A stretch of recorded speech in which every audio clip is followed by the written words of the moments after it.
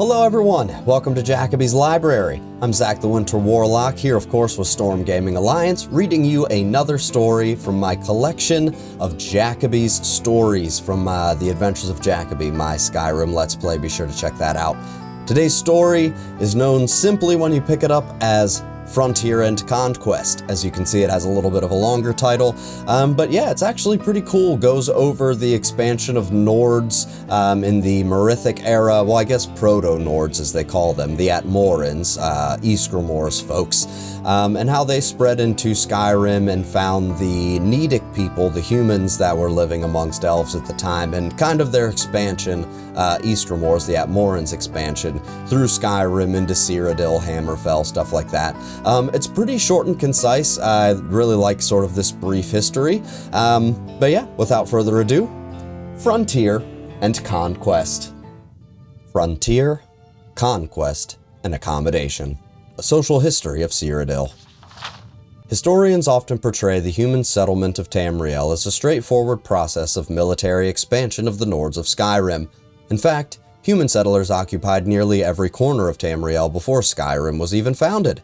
These so-called Nedic peoples included the Proto-Cyrodiilians, the ancestors of the Bretons, the Aboriginals of Hammerfell, and perhaps a now vanished human population of Morrowind.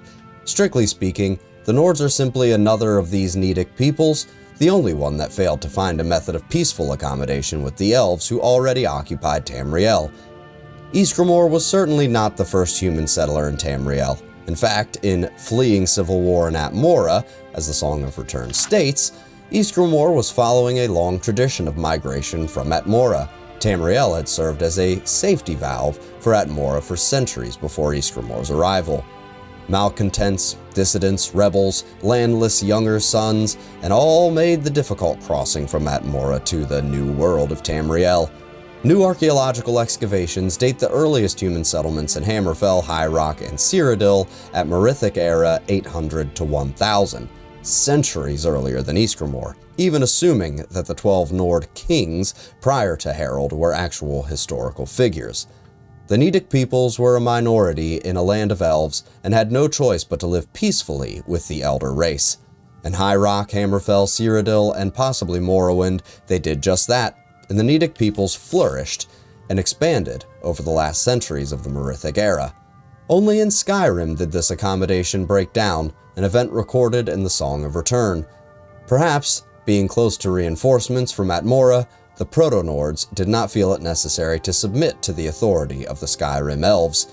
Indeed, the early Nord chronicles note that under King Harold, the first historical Nord ruler, First Era 113 to 221, the Atmoran mercenaries returned to their homeland, following the consolidation of Skyrim as a centralized kingdom. Whatever the case, the pattern was set. In Skyrim, expansion would proceed militarily, with human settlement following the frontier of conquest, and the line between human territory and elven territory was relatively clear. But beyond this zone of conflict, the other Nedic peoples continued to merge with their elven neighbors. When the Nord armies of the First Empire finally entered High Rock and Cyrodiil, they found Bretons and Proto-Cyrodiils already living there among the elves. Indeed, the Nords found it difficult to distinguish between elf and Breton.